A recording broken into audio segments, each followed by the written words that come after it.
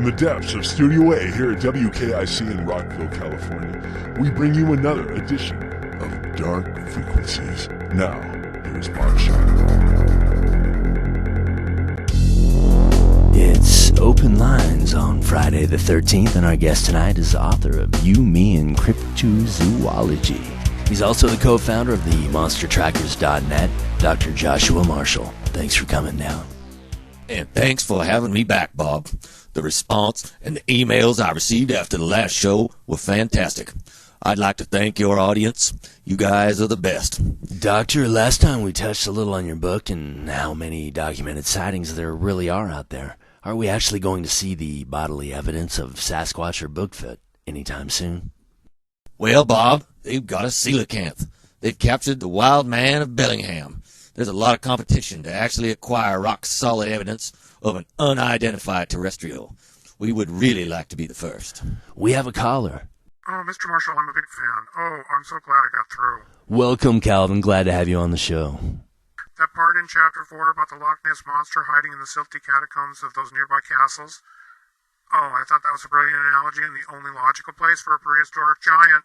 Next caller, Vince. You're up with Bob Chime and Dr. Joshua Marshall. Hey, your theory that Sasquatch is from another planet and was left here by aliens is, I don't know, it's just a little too far-fetched for me, Dr. Marshall. I believe that after the Mount St. Helens eruption, the bat and wolf population somehow had, like, mutant offspring. We're up on a hard break here pretty quick. Josh, we have time for just a few more calls. Eddie in Seattle has a question about chupacabra.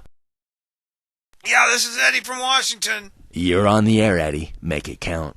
Is chupacabra real? Chupacabra has been seen throughout many of the South American forests, and literally thousands of dead livestock have been discovered neatly punctured, with their blood sucked out, almost like a vampire victim. So far, there is not much video evidence on chupacabra, but we are looking. About the Patterson film. In your book, you say it's hard to believe this is a real Sasquatch, and you went on to say this animal couldn't have been at that riverbed.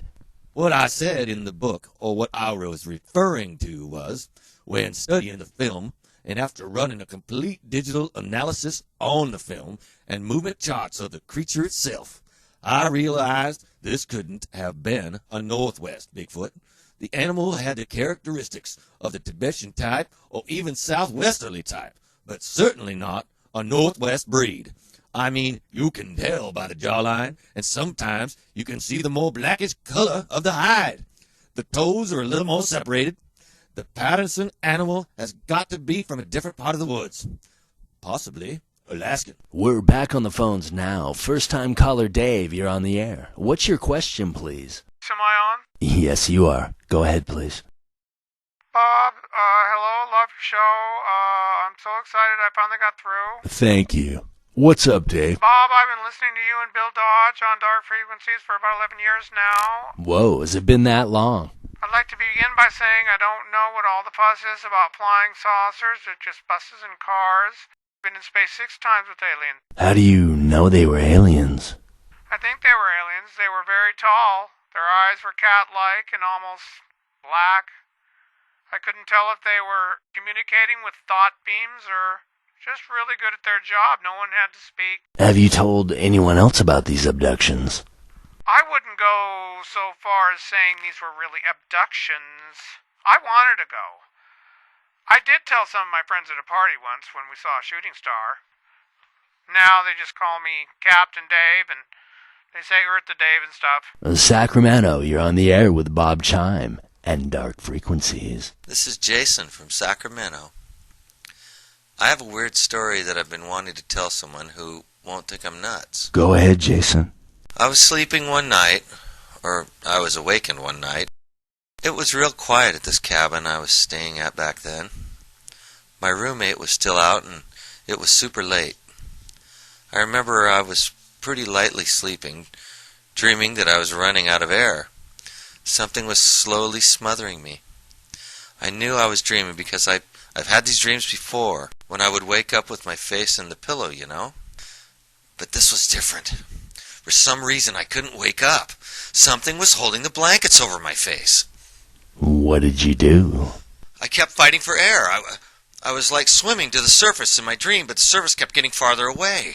After thinking my heart was going to explode, I managed to thrash hard enough to free up one of my eyes. And I swear, Bob, inches away right there was the red glaring eyes of the ugliest woman I've ever seen.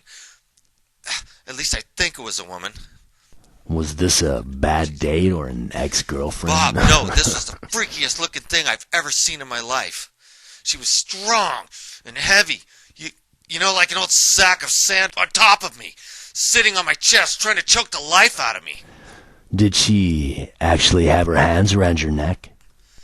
No, it was just like she had the power to weaken me and suck the life out. By the time I woke up all the way, know what was happening, it was gone. As fast as she was there, she was gone. That's a great story. It must have been the old hag that so many have called about. Don't go away. We'll be right back with the call about pterodactyls with Dr. Marshall. This is Bob Chime, here on Dark Frequencies.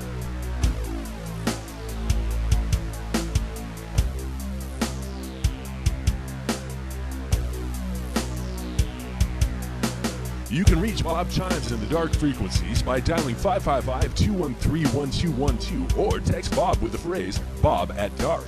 Now, here's a word from Milo Vinyl Siding. If you want style, go vinyl. Go Milo.